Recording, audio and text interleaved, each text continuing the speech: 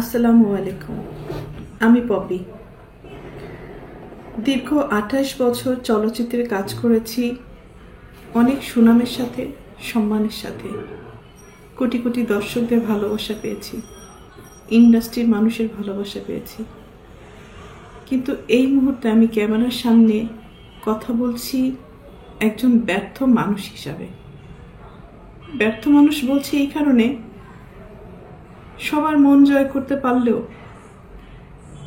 দীর্ঘ 28 বছর আমি যাদের জন্য কাজ করেছি, যাদেরকে এই হাতে লালন পালন করেছি, তাদের কাছে আমি অযোগ্য একজন মানুষ। তাদের মন মতো চলতে পারিনি, তাদের মনের মতো করে নিয়ন্ত্রিত হতে পারিনি। হয়েছি, একসময় হয়েছি, কিন্তু এখন হতে পারি না।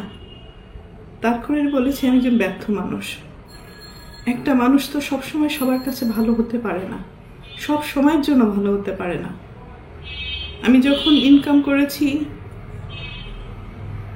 দু হাতে দিতে পেরেছি, লুটাতে পেরেছি, তখন আমি আমার পরিবারের কাছে অনেক প্রিয় একজন মানুষ ছিলাম। এখন দিতে পারি না, হয়তো তাদের প্রয়োজন অনুযায়ী, যার কারণে আমি এখন তাদের কাছে গলার কাটা, শত্রু এবং অপছন্দের একজন মানুষ। দীর্ঘ 2 দিন যাবৎ আমি আসলে দেখলাম যে আমার পরিবার কতটা নিচে নামতে পারে, কতটা হীন পরিচয় দিতে পারে, কত হিংস্র ব্যবহার করতে পারে, কত নোংরা শব্দ ইউজ করতে পারে। সাথে আমার মিডিয়া, তারাও আমার একসময় চলার পথের সঙ্গী হিসাবে কাজ করেছে। মিডিয়ার কাছ থেকে সবসময় আমি সহযোগিতা পেয়েছি, ভালোবাসা পেয়েছি, সাপোর্ট পেয়েছি। কিন্তু আমার পরিবারের কয়েকটা মানুষের মিথ্যা কিছু কথাবার্তা, মিথ্যা অভিনয়, মিথ্যা নাটক, মিথ্যা অভিযোগ বলার সাথে সাথে যে মানুষগুলো আমাকে সব থেকে বেশি চেনার কথা, জানার কথা, সাপোর্ট করার কথা, সেই মানুষগুলো ওই মানুষগুলো আমার পরিবারের মানুষগুলোর কথা অনুযায়ী আমাকে ভুলভাবে আমার দর্শকদের কাছে বলেন, বাংলাদেশের মানুষের কাছে খুব বাজেভাবে উপস্থাপন করেছে। তো এর থেকে দুঃখজনক আর কিছুই হতে পারে না। যাদের জন্য কাজ করেছে আজকে তারা কেউই আমার না। এই জন্য হয়তো আল্লাহ বলে, যার যার জীবন হিজ হিজ হুজ হুজ, কিয়ামতের মাথায় কেউ কাউকে চিনবে না। তো একটা মেন পয়েন্টে আসি। আজকে যে অভিযোগগুলো আমার মা আর বোন করছে, খুব স্ট্রংলি আমি প্রতিবাদ করলাম। এর পুরোটাই মিথ্যে, বানোয়াট, এবং তাদের স্বার্থ উদ্ধার হয়নি বলে আজকে সত্য একটা জিনিসকে অসত্য বলে প্রমাণিত করার চেষ্টা করছে। আমি একজন শিল্পী মানুষ, আমি কি ভূমিদস্যু? আজকে যাদেরকে আমি এই 2 হাতে ছোটবেলার থেকে লালন পালন করেছি, যাদেরকে আমি মানুষ করেছি, আমার জীবনের অনেকগুলো সময়, সুন্দর একটা সময়, প্রতিটা মানুষের একটা সুন্দর সময় থাকে নিজের জীবন উপভোগ করার সময়। সেই সময়টা আমি তাদের জন্য ব্যয় করেছি, তাদের পিছনে ব্যয় করেছি, তাদেরকে মানুষ করার জন্য। কারণ আমার বাবা মায়ের সন্তান আমার সন্তান না, কিন্তু তারা তো আমার দায়িত্ব না। তারপরেও আমি আমার ভাই বোনদেরকে নিজের সন্তান হিসেবে লালন পালন করেছি, দায়িত্ব পালন করেছি। নিজের ভবিষ্যৎ, নিজের ভালো লাগা, মন্দ লাগা অনেক কিছুই বাদ দিয়ে দিয়েছি শুধু আমার ভাই বোনদেরকে মানুষ করার জন্য। কিন্তু এখন এসে দেখলাম মানুষ তো হয়নি, হিংস্র কিছু পশুও বলবো না, পশুরা তো আসলে খুব কৃতজ্ঞতা থাকে পশুদের মধ্যে, কিন্তু এদের মধ্যে সেই কৃতজ্ঞতা বোধটুকু নেই। আর উপরের দিকে থুতু ফেললে তো নিচের দিকেই আসে। কাদের নামে অভিযোগ করব? অভিযোগ তো আসলে করে বাইরের লোকদের মানে নামে। আর আমি যেহেতু আমার ভাই বোনদেরকে, আমার বাবা মাকে অনেক ভালোবাসি, যার কারণে আমার জীবনে আমি অনেক কিছু ফেস করেছি তাদের দ্বারা। নির্যাতিত হয়েছি, লাঞ্ছিত হয়েছি, অপমানিত হয়েছি। নিজের এত বছর যে আমি ইন্ডাস্ট্রিতে ইনকাম করেছি, তারা আমার সাথে বেইমানি করেছে। আমার সমস্ত অর্থ আমার কাছ থেকে নিয়ে নিয়েছে। আমার টাকা দিয়ে কেনা সয় সম্পত্তি কোনো কিছুই আমার নামে ছিল না, আমার প্রত্যেকটা ভাই বোনের নামে ছিল। আমার অ্যাকাউন্টগুলো শূন্য ছিল এবং আমার গাড়ি, শুধু আমার দেহটা ছাড়া আমার কোনো কিছুই আমার ছিল না, সব কিছুই তাদের আন্ডারে ছিল। আমিও তাদের আন্ডারে ছিলাম। তো একটা পর্যায়ে এসে মানুষের জীবনে বেঁচে থাকার জন্য কিছু না কিছু প্রয়োজন হয়। তো বেঁচে থাকার মতো শুধু আমার জানটা ছিল হয়তো। তো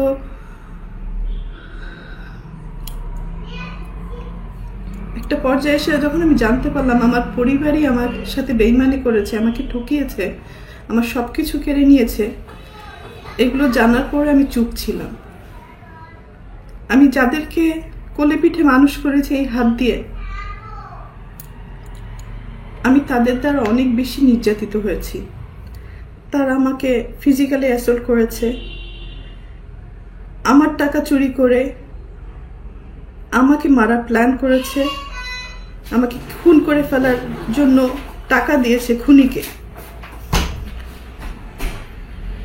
আমার আপন ভাই এটার সাথে জড়িত, আপন বোন জড়িত, আর একটা সামিন নামে একটা ছেলেকে পালক নিয়েছিলেন। তারপরও আমি অ্যাকসেপ্ট করেছিলাম যে ঠিক আছে, একটা মানুষ তো, একটা বাচ্চাকে লালন পালনের দায়িত্ব নিয়েছিলাম। তো পরবর্তীতে দেখলাম এটা যখন হাতে পায়ে বড় হয়ে গেছে, তখন ওই হাত দিয়েই আবার আমাকে আঘাত করেছে। অনেক সময় এইগুলো কিন্তু আমার মুখের কথা না, এটা সত্য ঘটনা। এটা থানায় জিডি হয়েছে, মামলা হয়েছে এবং তাদেরকে আটক করা হয়েছিল এই ক্রাইম করার জন্য। পরবর্তীতে আমি তাদেরকে মাফ করে দিয়েছি, কারণ আমার ভাই বোন তো, ভুল হইতেই পারে। সন্তান হিসেবে মাফ করে দিয়েছিলাম। পরবর্তীতে দেখি যে এগুলো বাড়তেই আছে। এবং আমার মা তো আসলে অনেক বড় একটা শব্দ, কিন্তু পৃথিবীতে সব মা না, ভালো মাও আছে, খারাপ মাও আছে। দুর্ভাগ্যবশত আমার মাটা হয়তো আমাকে সেই পরিমাণ ভালোবাসতে পারেনি, কারণ আমি আমার মার কাছে, পরিবারের কাছে সবসময় সোনার ডিম পাড়া একটা হাঁস ছিলাম, মানে দুধ দিয়ে একটা গরু ছিলাম, টাকা ছাপানোর মেশিন ছিলাম। সন্তান হিসেবে কখনো ওই ভালোবাসাটা, ওই কেয়ারিংটা পাইনি। তারপরও কোনো অভিযোগ নেই, আগেও ছিল না, এখনো নেই। আর আমি আমার মনকে বুঝ দিয়ে নিয়েছি, আর পাবো না কখনো তাদের কাছ থেকে সেই ভালোবাসাটা। কারণ একটা মানুষ যখন মেশিনে পরিণত হয়, তখন তার মূল্য মেশিন হিসাবেই থাকে, মানুষ হিসাবে থাকে না।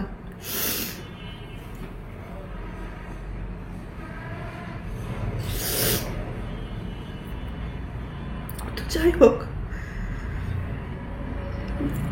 আমার বাপ মা আমাকে আমার সাথে অনেক বড় বিশ্বাসঘাতকতা করেছে। আমার সমস্ত টাকা পয়সা আমার বোনের অ্যাকাউন্টে শিফট করেছিল। তো তারপরে আমি কিছু বলিনি।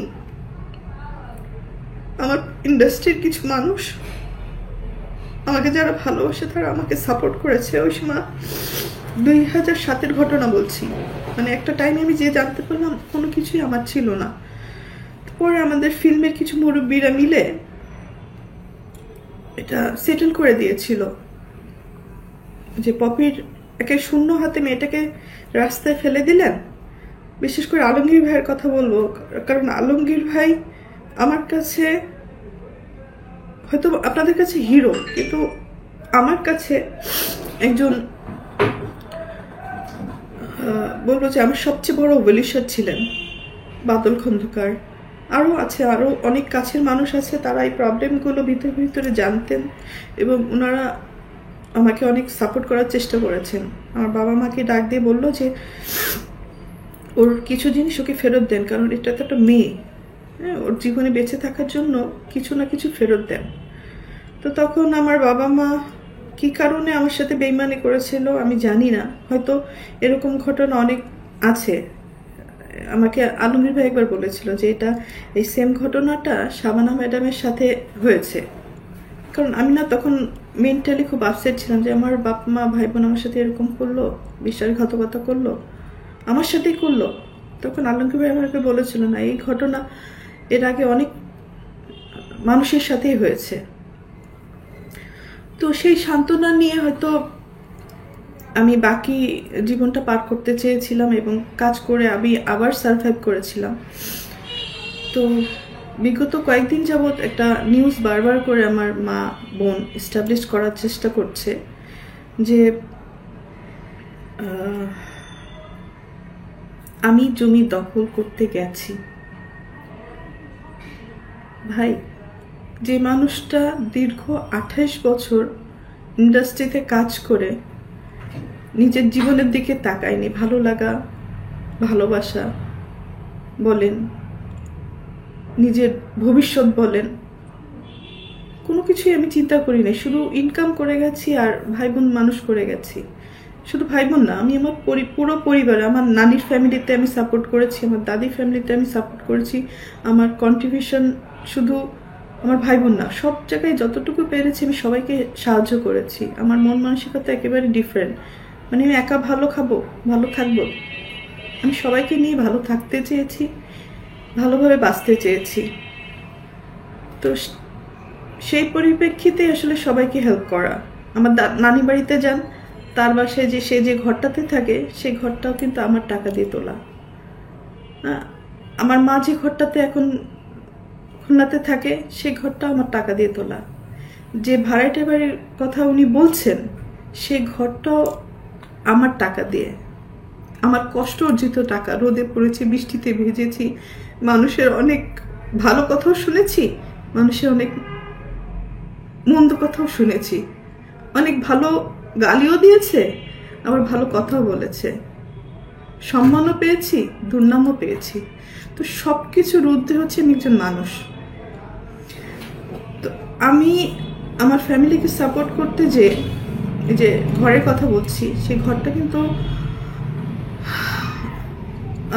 আমার বাবার 11 কাঠা জমি। তো 11 কাঠা জমির মধ্যে আমি আমার চাচার কিছু জমি কিনে রেখেছিলাম, মানে ফ্যামিলি প্রপার্টি, ফ্যামিলির সম্মান রক্ষা করতে যেয়ে আমি ফ্যামিলি কিছু প্রপার্টি কিনেছি।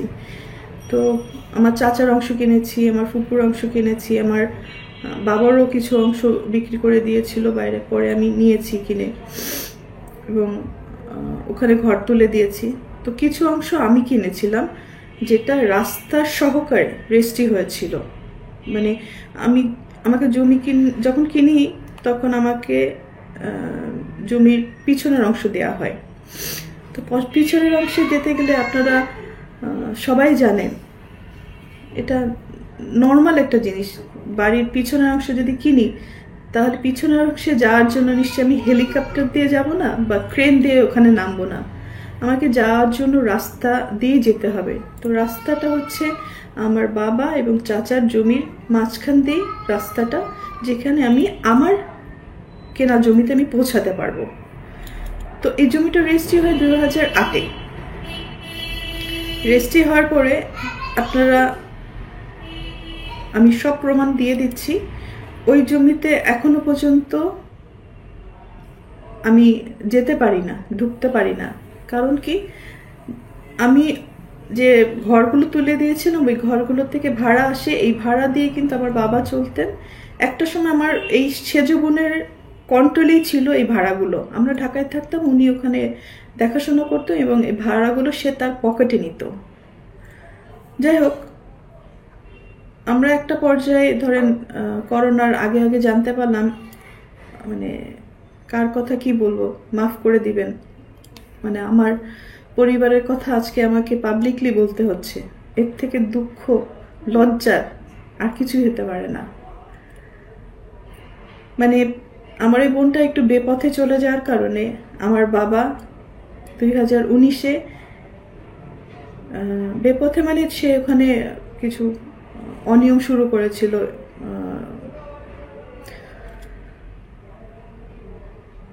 নেশা জাতীয় ব্যবসা শুরু করেছিল, জিনিসের স্মাগলিং শুরু করেছিল, সুদের ব্যবসা শুরু করেছিল। তো আমাদের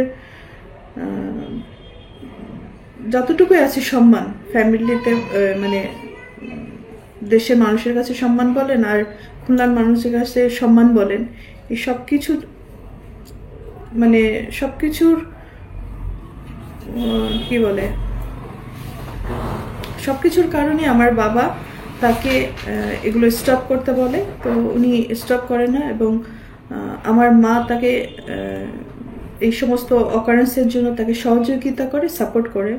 তো যার কারণে আমার মা এবং বাবার সাথে এগুলো নিয়ে দ্বন্দ্ব বাঁধে এবং দ্বন্দ্বের এক পর্যায়ে যে আমার বাবাকে খেয়ালি মারে, মারধর করে এবং রক্তাক্ত করে দেয়। তো বড় সন্তান হিসাবে এটা আমার সামনে হওয়াতে আমি আমার ছোট বোন এটা প্রোটেস্ট করি এবং প্রোটেস্ট করতে যে আমার বাবাকে সেভ করতে যে আমিও সেখানে ইনজিউর হই। হ্যাঁ, আমার ছোট যে পালিত ভাই বলে, তথাকথিত ছোট ভাই সামির এবং বোন খেয়ালি, ওনারা আমাকে, আমার বাবাকে প্রচুর পরিমাণ মারধর করে। সেটা পুরো খুলনা শহর সবাই জানে, আমার ফুল ফ্যামিলি জানে। এবং আমার কাজিন আছে, ফুফাতো ভাই, সেও পাশ থেকে, সবাই তো আসলে মুভ করে না। আমার এই ফুফাতো ভাইটা, ভাই 2-4 জন ছিল যারা এসে দেখে যে আমার বাবাকে আমাকে পিটাচ্ছে, মানে মেরে ফেলার উপক্রম হয়েছে, সেই মুহূর্তে ওরা এসে আমাদেরকে সেভ করে এবং তারাও এই আক্রোশের শিকার হয়। তো ওই মুহূর্তে বাসার মধ্যে আমাদের ফ্যামিলিতে ডিসিশন হলো যে, এবং আম্মিরও কিছু যোগাযোগ শুরু হলো যেটাতে আসলে স্বামী হিসাবে আমার বাবা মেনে নিতে পারেননি। আসলে এটা বলা উচিত না, যাই হোক এখন বাধ্য হয়ে আমাকে বলতে হচ্ছে। না বললে আমার ইমেজ যেভাবে তারা নষ্ট করার চেষ্টা করেছে, আমার তো অল্প ছোটোখাটো একটা ইমেজ, সুন্দর যতটুকু কাজ করার চেষ্টা করেছি সেই ইমেজগুলো সে নষ্ট করার চেষ্টা করেছে এবং দেশের মানুষের কাছে আমাকে একদম ভূমিদস্যু হিসেবে প্রেজেন্ট করেছে। হ্যাঁ, একজন নায়িকা হিসেবে না, আমাকে একজন ভিলেন হিসেবে প্রেজেন্ট করে ফেলেছেন, যেটা একেবারেই মিথ্যা কথা। তাদের এই দোষগুলো দেওয়ার কারণেই, ঢাকতে যেয়ে এই কাণ্ড কারখানাগুলো করেছে। তো মেন কথাতে আসি, তো ওই সময় আমার বাবা তাকে ডিভোর্স দিতে চেয়েছিলেন এবং বাসার থেকে দীর্ঘ 4 বছর আমার মা এবং বোনকে আমাদের বাড়ি থেকেই উনি বের করে দিয়েছিলেন। এটা আমাদের ফিল্মের সবাই জানে, আমাদের পরিবারের সবাই জানে, খুলনাবাসী সবাই জানে। এবং আমার বাবা অতিষ্ঠ হয়ে মারধর খেয়ে পরে উনি থানাতে জিডি করেন, আমাদের খুলনা সোনাডাঙ্গা থানা। 2019-এ 14 মে একটা জিডি আছে, এটা আমি দিয়ে দিব বা আপনারা খুঁজলে সবাই পাবেন। ওই সময় থানার ওসি সাহেব হয়তো উনি আপনাদের ভালো করে ব্রিফ করতে পারবে ঘটনাটা। এবং র্যাবে আমার বাবা যে কমপ্লেন করে আমার এই বোনের নামে, তো ওইটার একটা আক্রোশ ছিল,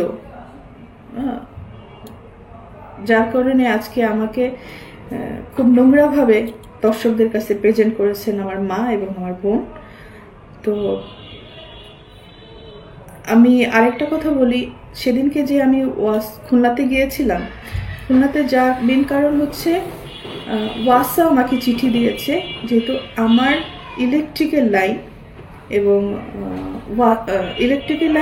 ওয়াসার লাইন, আমার নামে যে লাইনটা আছে এটা অবৈধভাবে আমার মা বোন দখল করে রেখেছে এবং এটা ভাড়াটারা ইউজ করে। হ্যাঁ, এই ভাড়াটা বাড়ির টাকাটা ওনারা নেয়।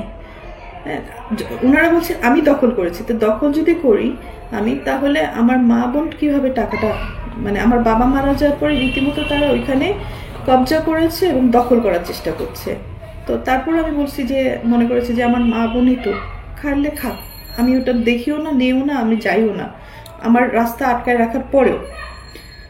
তো যেহেতু তারা ওই ইলেকট্রিকের লাইন এবং ওয়াসার লাইনটা অবৈধভাবে ইউজ করছে, তারা কোনো টাকা পয়সা পরিশোধও করে না, অনেক টাকা বকায় পড়ে যায়, পরে দেখা যায় যে আমার এই বিলগুলো সব পরিশোধ করতে হয়।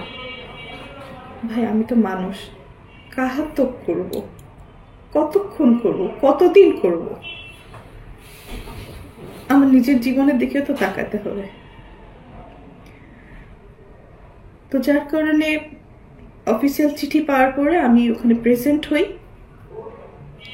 প্রেজেন্ট হওয়ার পরে ওয়াসার একটা শুনানি ছিল যে ওয়াসার যে লাইনটা, আমার এই লাইনটা ছিল আমার চাচির নামে, যেটা আমার বাবা ওনার ওখানে ইউজ করতেন, কিন্তু পরবর্তীতে এটা মানে এটা একটা অবৈধ লাইন বলা হয়। তো যার কারণে অনেকগুলো টাকা, আব্বু মারা যাওয়ার পর অনেকগুলো টাকা বিল বকেয়া পড়ে যায়। পরে ওটা আমার বোন দিতে অস্বীকার করার পরে আমি ওই বিলগুলো পরিশোধ করি এবং আমার চাচিকে বলি যে উনি এই লাইনটা কি করবেন। তখন বললো যে পপি, তাহলে তুমি টাকা পরিশোধ করছো, তুমি এই লাইনটা তোমার নামে নিয়ে নাও। তো আমি তখন বললাম যে ঠিক আছে, আমাকে দিয়ে দেন। ওয়াসা এটা ইনকোয়ারি করে অফিসিয়াল লিগ্যাল কাগজপত্র প্রসিডিওর করার পরে আমাকে পারমিশন দিয়েছে।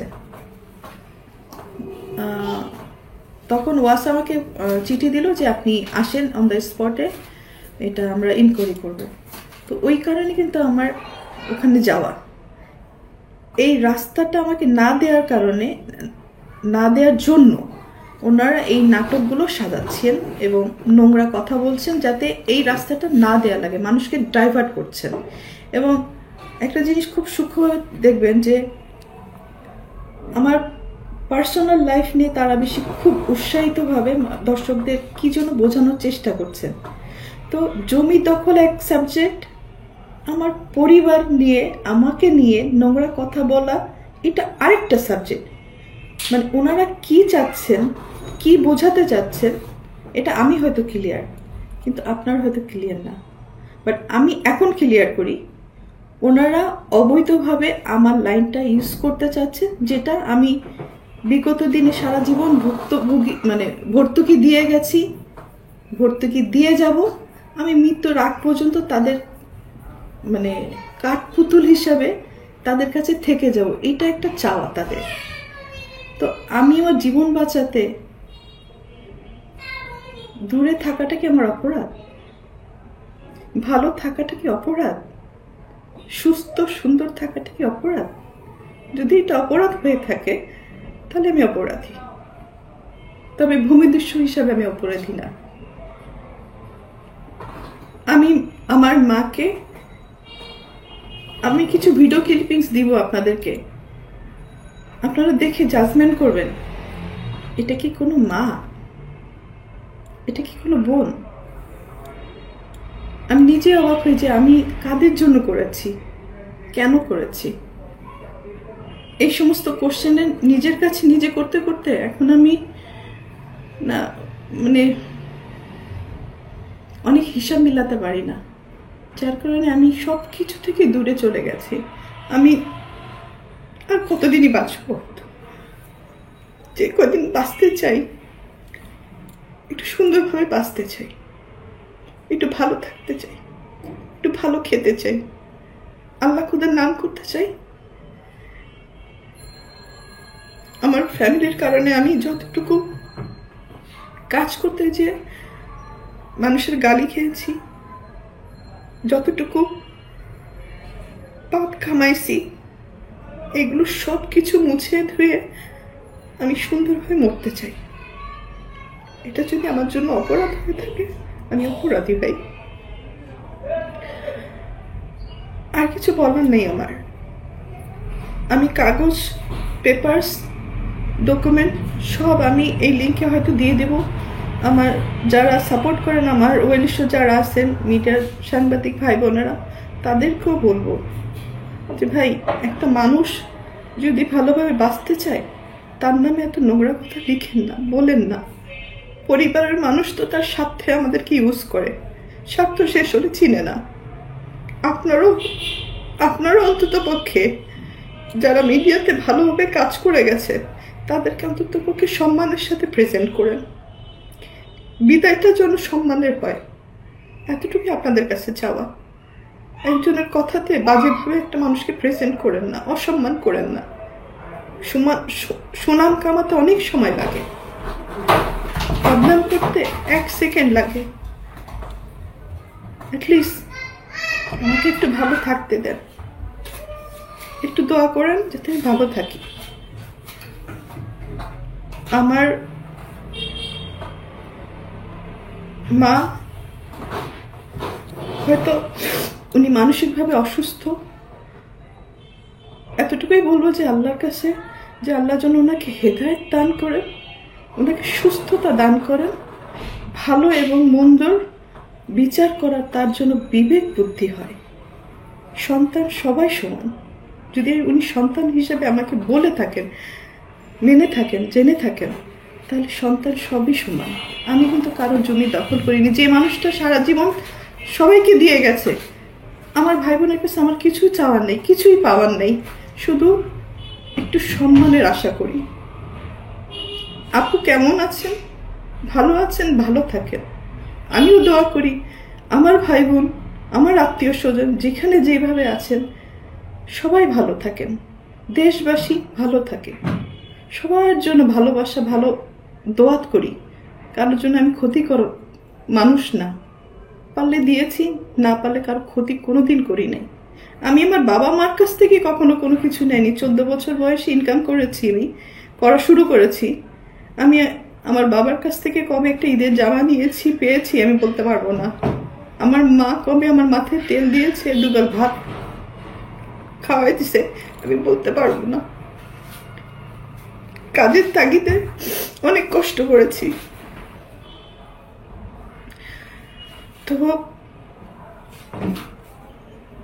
আমি যেখানে আছি অনেক ভালো আছি, সুস্থ আছি, সুন্দর আছি। ঘটে যা দীর্ঘ 28 বছরের ঘটনা, যা যা আমার সাথে হয়েছে, সেটা তো আসলে 28 মিনিট বা 1 ঘন্টাতে শেষ হবে না। অনেক কিছুই হয়েছে আমার সাথে। হয়তো আমি বোকা ছিলাম, আমাকে বোকা বানাতে খুব সহজ হয়েছে। আর আমার যখন একটু চোখ কান খুলেছে, তখনই আমি আমার পরিবারের শত্রু। হ্যাঁ, ওই যে বলে না, বিদেশে রোদে পুড়ে বৃষ্টিতে ভিজে টাকা ইনকাম করে দেশে পাঠায়, আর যারা খরচ করে তারা তো আনন্দে খরচ করে, তারা হিসাব করে খরচ করে না যে কতটুকু খরচ করছি। যতক্ষণ দিতে পারবেন পরিবারে, ততক্ষণই পরিবারের সবার কাছে প্রিয় মানুষ। যখন দিতে পারবেন না, তখন পরিবারে সব থেকে অপ্রয়োজনীয় একজন মানুষ হিসাবে গণ্যিত হয়। ওই যে বলে না, মা ওই গ্রামগঞ্জে বলে, যখন ছেলেমেয়েরা, একজন ছেলে একজন মেয়ে ইনকাম করে, তখন মা বড় মাছের মাথাটা তার পাতে দেয়। আর যখন ইনকাম করতে পারে না, পরবর্তীতে যে ইনকাম করে সেই মাছের মাথাটা প্লেট চেঞ্জ হয়ে যায়। তো আমার বেলায় আমি অনেক কিছুই, হয়তো ফিল্মের নায়িকা, আমি অনেক কিছুই মানে বাস্তব জীবনে দেখেছি। তো এতটুকু বলতে পারি, আমি ক্যামেরায় একজন ভালো অভিনেত্রী। ক্যামেরার সামনে স্ক্রিপ্ট পড়েছি, ডিরেক্টরের ডিরেকশন ফলো করেছি, হয়তো 3বার ন্যাশনাল অ্যাওয়ার্ড পেয়েছি। একজন ভালো অভিনেত্রী হিসাবে পুরস্কৃত স্বীকৃতি পেয়েছি আমি। কিন্তু বাস্তব জীবনে আমি খুবই কাছে একজন অভিনেত্রী, মানে অভিনয়টা আমার দ্বারা হয় না। অনেক কিছু সহ্য করেছি, তো মুখ বুঝে সহ্য করাটাই হয়তো আমার পরিবার আমার দুর্বলতা মনে করেছে, আমার ক্ষতি করেছে যারা যারা, তারা সবাই মনে করেছে আমি হয়তো চুপ থাকি, হজম করি, কারো ক্ষতি করি না, এটা আমার দুর্বলতা। কিন্তু মানুষের যখন দেয়ালে পিঠ ঠেকে যায়, তখন সে একটা না একটা পর্যায়ে প্রোটেস্ট করে। তো আজকে আমার এই বক্তব্যটা হচ্ছে অন্যায়ের বিরুদ্ধে প্রোটেস্ট করলাম। মা বলে যে সমস্ত কথা ইমোশনালি মানুষকে ব্ল্যাকমেলিং করে, আমি এর আগেও তাকে মাফ করে দিয়েছি।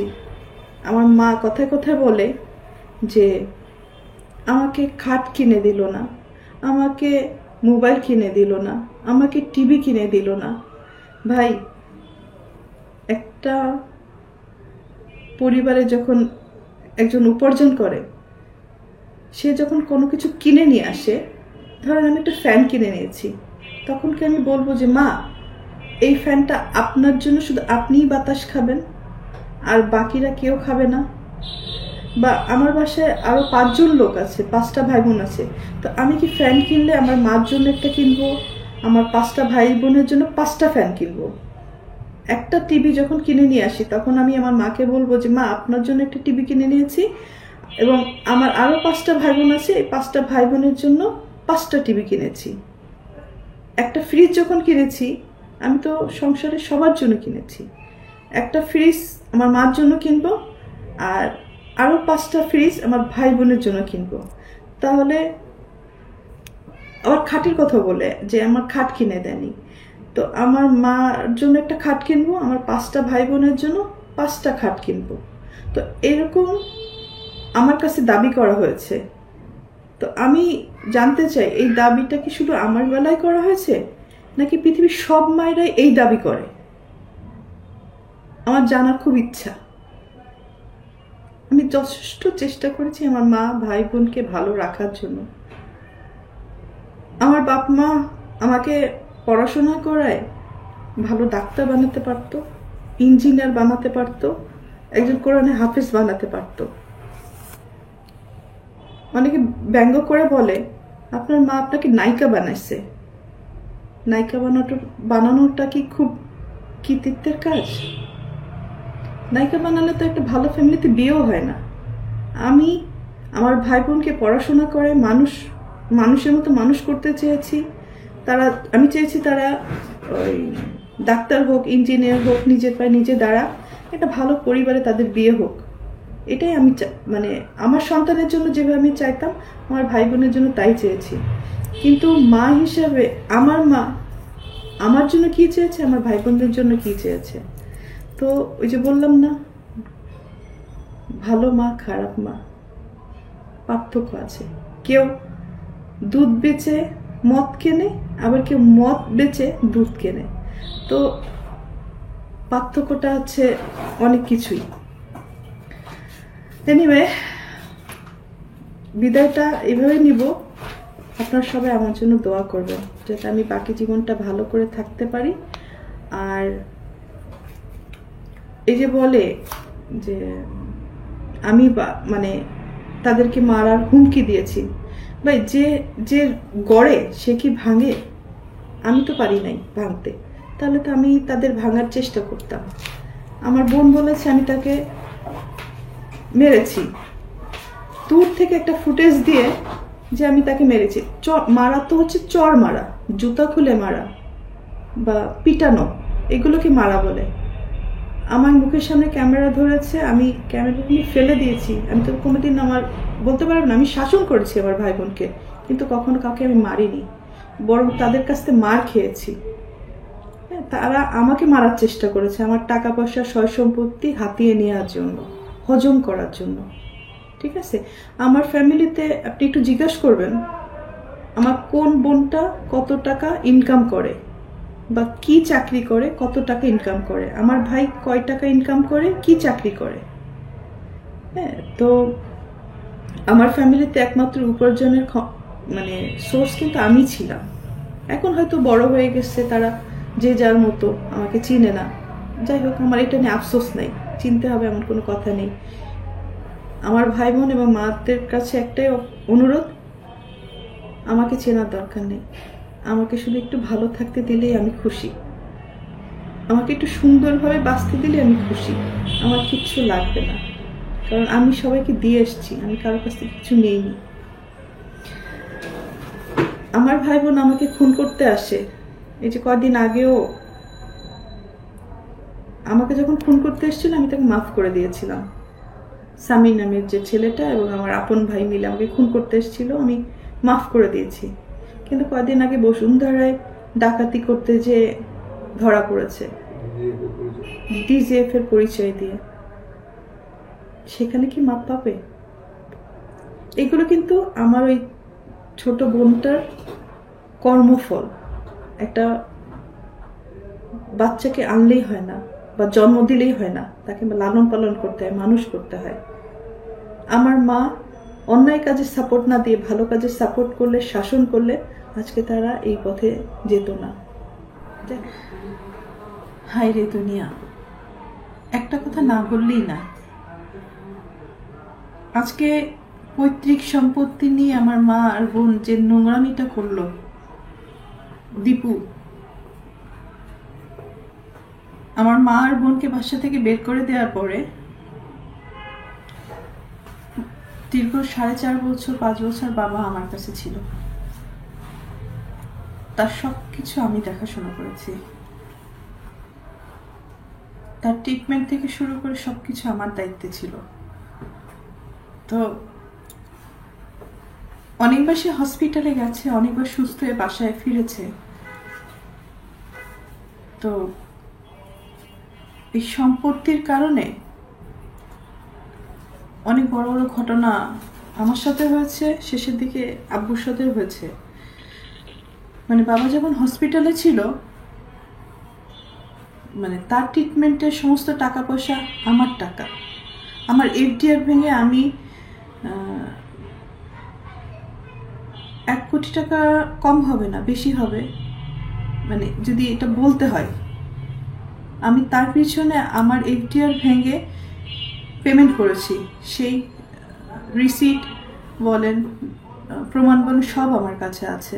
স্টেট ব্যাংকে স্টেটমেন্ট উঠালে তো পাওয়া যাবে, এবং আপনারা হসপিটালে খোঁজ নিলেই পাবেন। অথচ যার সম্পত্তি নিয়ে এত নোংরা কথাবার্তা হচ্ছে, দখলদারি নিয়ে এত কথাবার্তা হচ্ছে, তারা কিন্তু একটা টাকাও খরচ করেনি আমার বাবার অসুখের সময়। যেই মারা গেল সেই তার সম্পত্তি নিয়ে ভাগাভাগি করছে, ব্লেম দিচ্ছে, নোংরামি করছে, দখল বুঝে নিচ্ছে।